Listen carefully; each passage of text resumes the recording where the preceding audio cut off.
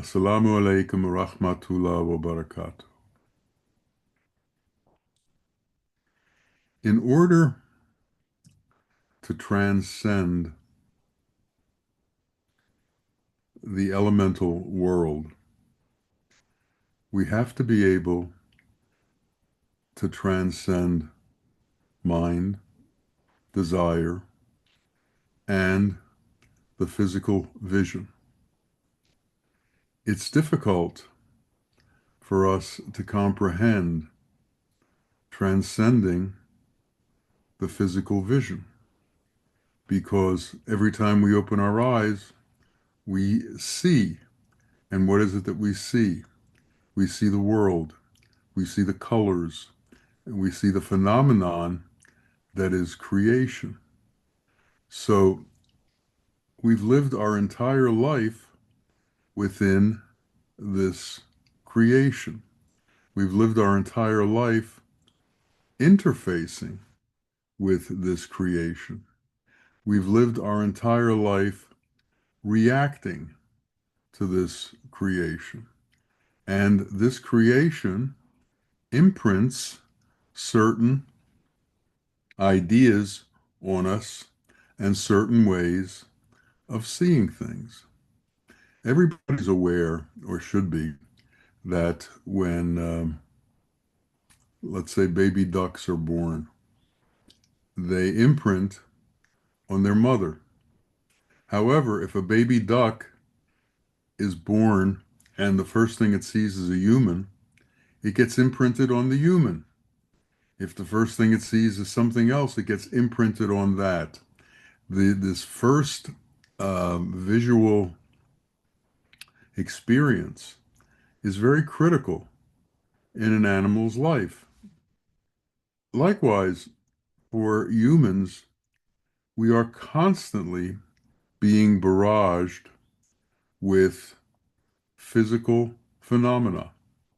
We are constantly being thrown into different scenarios and different modes of existence that we see for the first time. Now, people who live in the jungle have a vastly different idea of what the world is about than people who live in a metropolitan area city. People who live in the north, who live in the land where the Eskimos live, where there's snow and ice, have a much different idea of what the world is like. People who live in tropical islands have a much different idea of what life is like.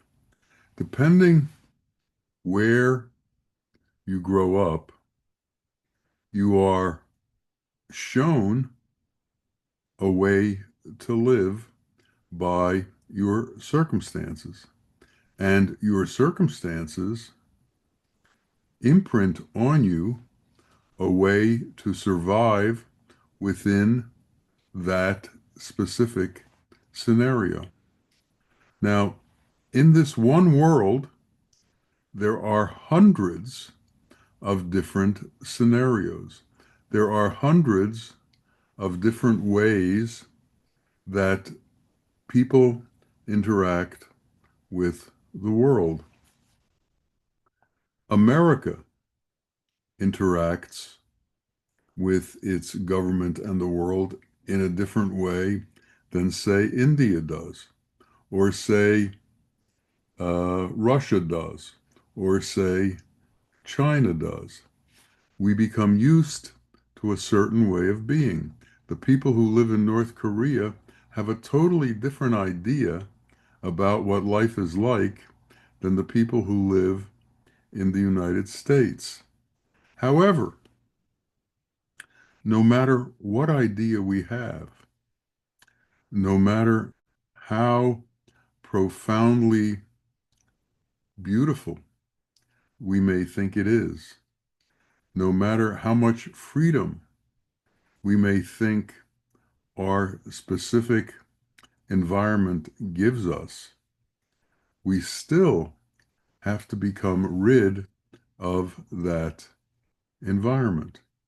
What happens to all of us is we create a comfort zone within our environment. We learn how to live within our environment. We learn how to exist within our environment. We learn how to thrive within our environment. We learn what it is we have to do to make our lives comfortable and to maintain our existence within our environment. And then you meet a sheikh, and the sheikh tells you all of this is a lie. Everything you see is a lie. All of these things you become comfortable with is a lie. Every idea that you have about existence based on this elemental world is a lie. None of it is real. All of it is temporary. God created it, but in his creation, in the methodology of his creation, he created it with a temporary nature. He created man, and he gave man a time span. We call it life. He gave man a life that only lasted so long. And this life ends. And when this life ends, our connection to this physical world ends with it. The Sheikh tells us that in order to understand reality, we have to end this connection with the physical world. The interesting thing is, and we should all be aware of it, that whether we end that within our lifetime or not, it's going to be ended for us. So, no matter what your intention is, as far as maintaining your existence within this physical universe, this existence is going to come to an end. Now, most people don't consider that end. Most people are incapable of understanding their own end of time. They see the end of time of everybody around them. They see people constantly falling away and disappearing, but they can't imagine how it will happen to them. They know it will happen to them, but they can't imagine themselves without consciousness. And because of that, it's very difficult to transcend our relationship to this physical world. Our consciousness is constantly changing. Our consciousness is not stagnant. It will alter. It will go from the time you were a baby to the time you were a adolescent to the time you were a teenager to the time you were a young adult to the time you were a mature adult to the time you were married. And each time consciousness changes. Your idea of what is going on and what you have to do to survive changes. What it is you have to take into consideration changes. Consciousness needs to change to the point where it can understand the nature of the illusion of what surrounds it. Now, our ability to do this is limited, but our ability to act as if this were not real grows within us. There was a man whose name was Darwin who had a theory called survival of the fittest. And back in about 1971 or so, maybe before that, 1970, I don't quite remember, it was a long time ago. I had to take a course in education uh, in order to get a teaching job for a short period of time. And one of the assignments that was given to the class was each one was supposed to portray a methodology of existence, an idea about how existence works. And one young lady wrote on the board, survival of the fittest. And she put a small table in the front of the class. And then she called up two people.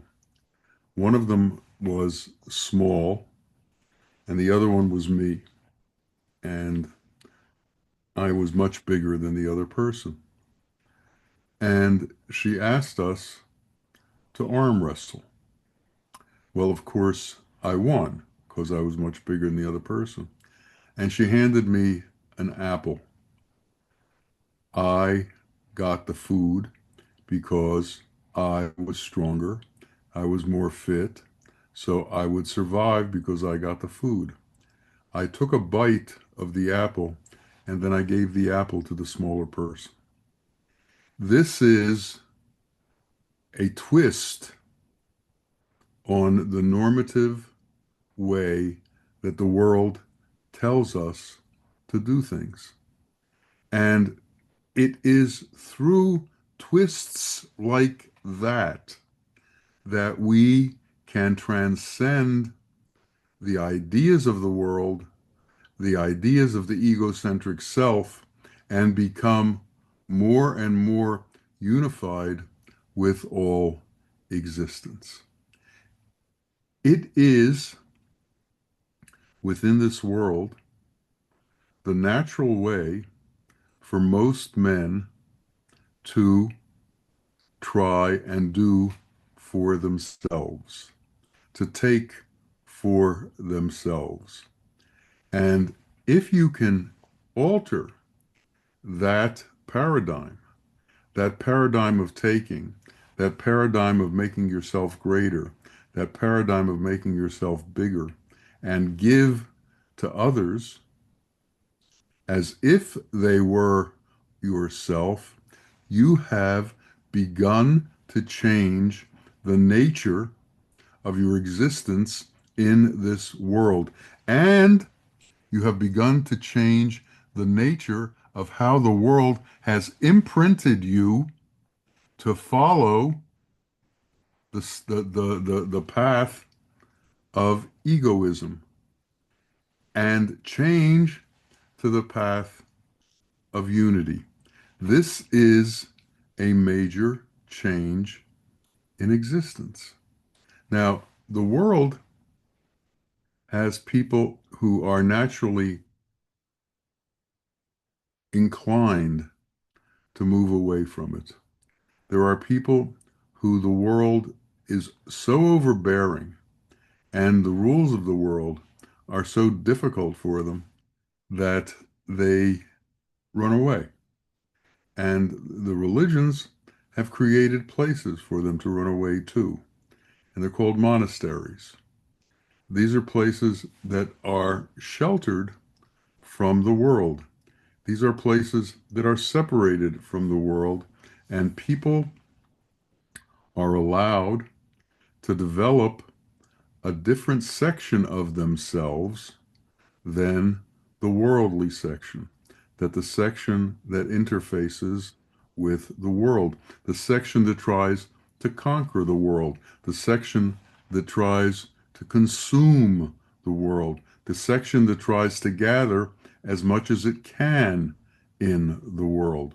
All of a sudden, there is a different idea of what should be done within the world. Interestingly enough, when we were with our sheikh, even though it wasn't monastic, by that I mean that we didn't enter into the four walls of Bawa's home and were locked in and just stayed there. We did live a monastic life. Our life was altered. There were visiting imams from all parts of the world who stopped by the fellowship one time to witness what was going on in this very rare phenomenon in America, which was a sheikh and his disciples. And one of them came over and started talking to me. And he had been there for a few days. And he said to me, "You may not realize it, but Bawa has created a monastic life for you. Even though you're not locked into a monastery, it's as if you were locked in to a monastery." And he was right. We had given up so many things in the world. And being around the sheikh, being around the truth, being around the words of wisdom became more and more important than anything else. They became more important than our jobs. It became more important than our relationships with other people in the world. It became more important than our relationship with the world because there was an intrinsic part of us that understood this was real and nothing else is. And to understand the depth of this reality that he was explaining to us, we also understood that we couldn't hold on to our old self. We couldn't hold on to who we used to be. We couldn't hold on to the ways we used to act. We couldn't hold on to the ideas we used to have. We had to let go of all of them. My wife often tells me that I changed dramatically after we were with Bawa, that who I was not the same person later than it was before. And by the way, she was very happy for the change. But the reality is that everybody who spends time with a person who is transcendent and understands the difference between that person and everything else they see in the world and is attracted to that person for those reasons and understands that attraction also begins to understand that their consciousness has to change. And all of the lies that we have learned, all of the lies that we have accepted, have to be rooted out of us, have to be taken away from us. If a duck is imprinted on a chicken, it's a lie because the chicken raised the duck. It thinks it's a chicken, but it's not. In the same way, we think that we are an egocentric being, but we're not. And we're imprinted from the time we're little, in most instances, to be egocentric and to do on behalf of ourselves. But there's a lie in that. The lie is that we are somehow separate from everyone else, that we are at a distance and not part of the other humans that we see. Everyone has a different face. Everyone has a different shade. Everyone has a different language. Everyone has a different set of ideas. Everyone has a different voice. Everyone has a different way of expressing themselves. And we see these things as who we are, when in truth, there is a deeper level inside of us that is the same with all of us. And that's what we saw in the Sheikh. We saw that deeper level that was inside of us, that was attuned in a different way to existence than we were attuned to existence. He had no interest in the phenomenal world. He had no interest in conquering the phenomenal world. He had no interest in acquiring the phenomenal world. He had no interest in spending time with the phenomenal world for the sake of spending time with the phenomenal world. He wasn't a tourist here. All of us act like tourists. We go from one place to the next to see what's going on. He didn't need to see what was going on because he knew it wasn't important. We don't. We constantly think that around the corner there's going to be something important. There's not. Um, Before I moved to Philadelphia to be near him, we used to live in Jersey, New Jersey. And 3 times he came to visit us at our home. And the first time he came, we were living on a little island called Brigantine. And near Brigantine was something called the Brigantine Wildlife Refuge, which was a bird sanctuary. And it was on the flight path of the birds that were going from south to north. And at various times during the year, you could see sometimes hundreds, sometimes thousands, sometimes 10,000 birds there who were migrating one way to the other. So I had prepared um, some touristic things for the entourage that came with the sheikh to do. And one of them was to take them to the wildlife refuge. And I went to Bawa and told him, I planned a trip to the wildlife refuge, and I explained what it was about. And he looked at me and he said very simply, I'm not interested in these things, but for the sake of the children, we'll go. He's not interested in these things. He's not interested in the phenomenal world.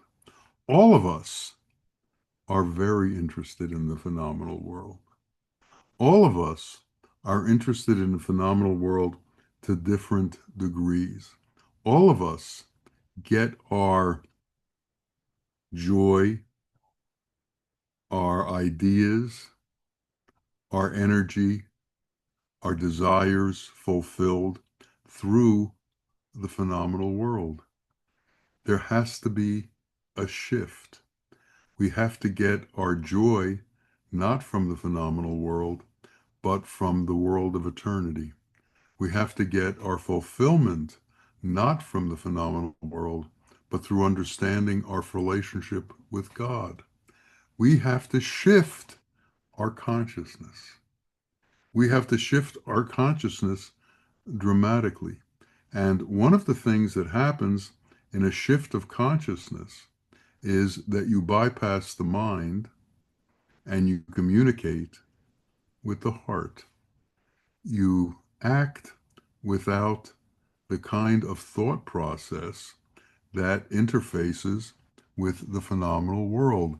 You act through the heart, which acts in unison with reality as opposed to this temporary manifestation that surrounds us that we call the world. And to make this switch takes effort and it takes struggle because we are in the grip of this phenomenal world. We are chained to this phenomenal world. It's all that we know. So to step into something different takes courage. To give up everything that we have, it takes courage.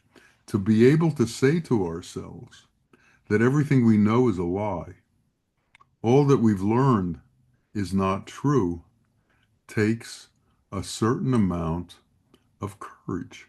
It also takes doing away with the ego that is so proud of everything that we've learned and everything that we've obtained and everything that we have and everything that we can do in this world. The ones who are very, very successful in this world, it's much harder for them to turn towards the truth than it is for those who don't have anything. When you have things, you have a natural tendency to try and hold on to them. When you don't have anything, there's nothing to hold on to.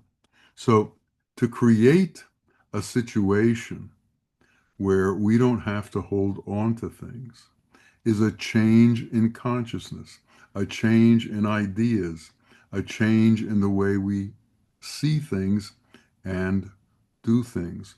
We leave our interaction in the phenomenal world and enter into a more monastic lifestyle, a lifestyle that's limited from constant interaction with the world to a quietude that deals with meditating and seeking that which is inside of us as opposed to constantly acting with that which is outside of us. So we need to be conscious that there's also an inner world, not just an outer world. And in this inner world is where our connection exists with truth. In this inner world is where our connection exists with reality. In this inner world is where true peace can be found. In this inner world is where reality can be found. In this inner world is where truth can be found. And when we go to this inner world, things happen to us that don't occur when we are totally focused on the outer world. For instance, all of a sudden we develop an empathy towards other beings.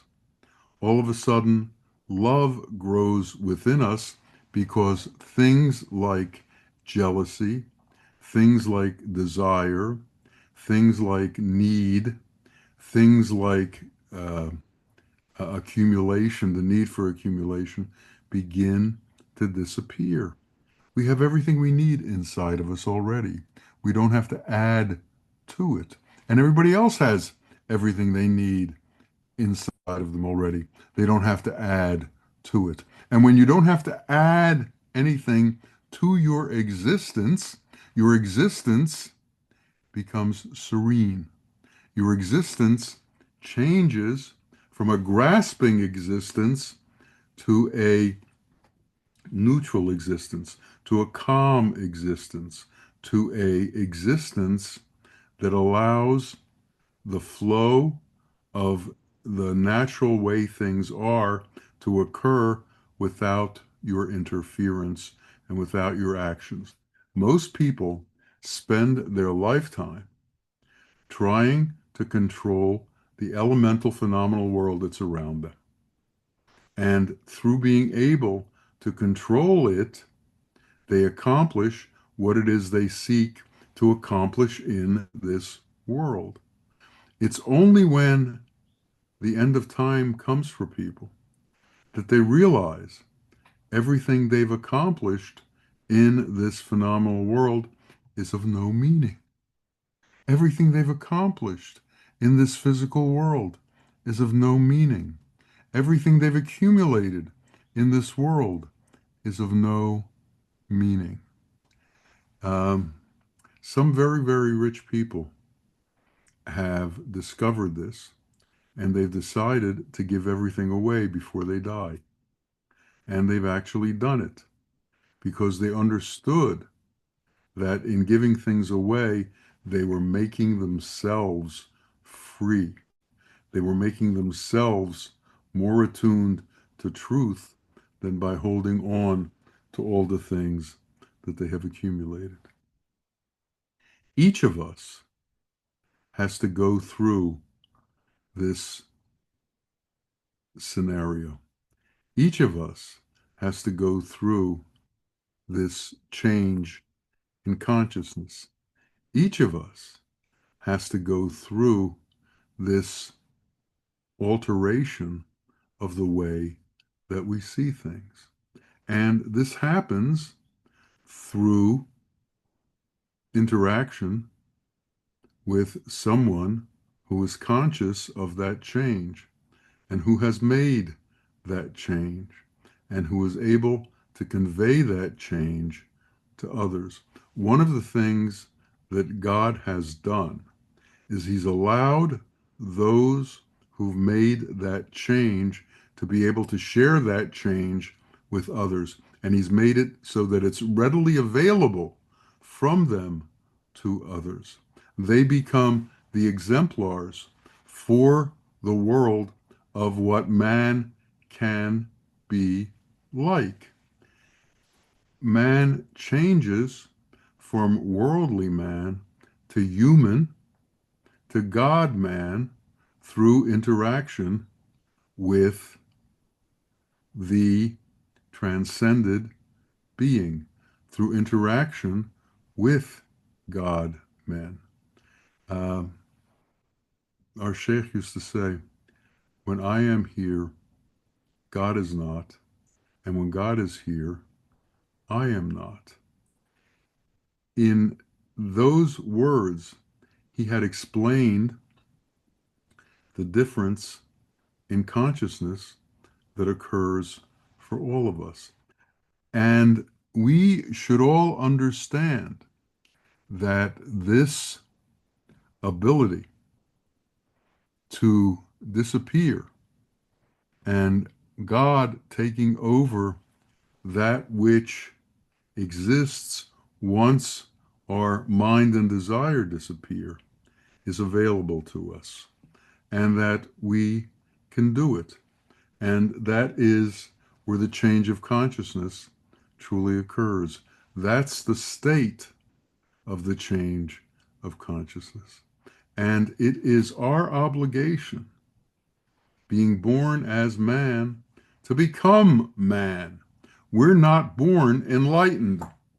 We're born with the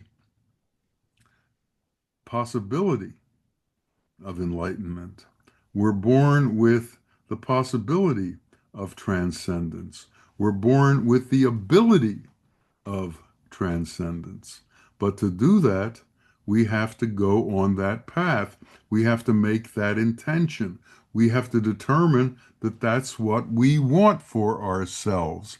But if we continue to want everything else as opposed to that, you can't have both. You can't have anger and transcendence at the same time. Anger is not a quality of transcendence.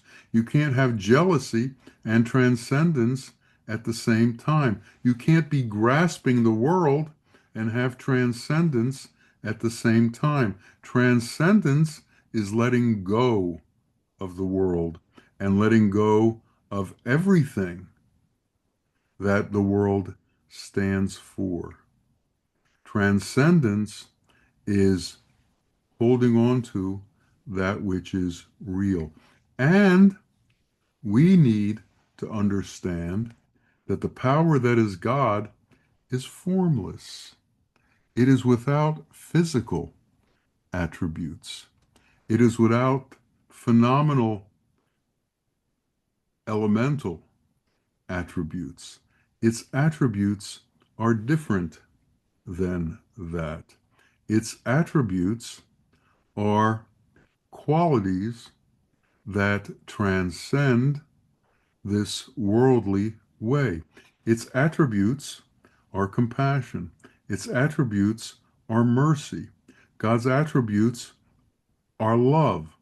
If we can take on these attributes and leave the attributes of the world behind, then we can begin transcendence, which means we need to leave fame behind. We need to leave power behind. We need to leave anger behind. We need to leave control behind. We need to leave all of the things that are not entrenched in love behind. We need to leave all of the separations behind. And in leaving those things behind, a new being is formed within us. And this being is that transcendent being that is capable of knowing the truth and capable of being a boon to humanity, an aid to humanity, a helpmate to all men. People who've done this become different than the people who haven't done this. And often they are recognized for this trait. And people come to them because when they are in their presence, they begin to feel this phenomenon and they can share in it. The love is so great in these men that it transcends themselves and goes to everyone who comes near them.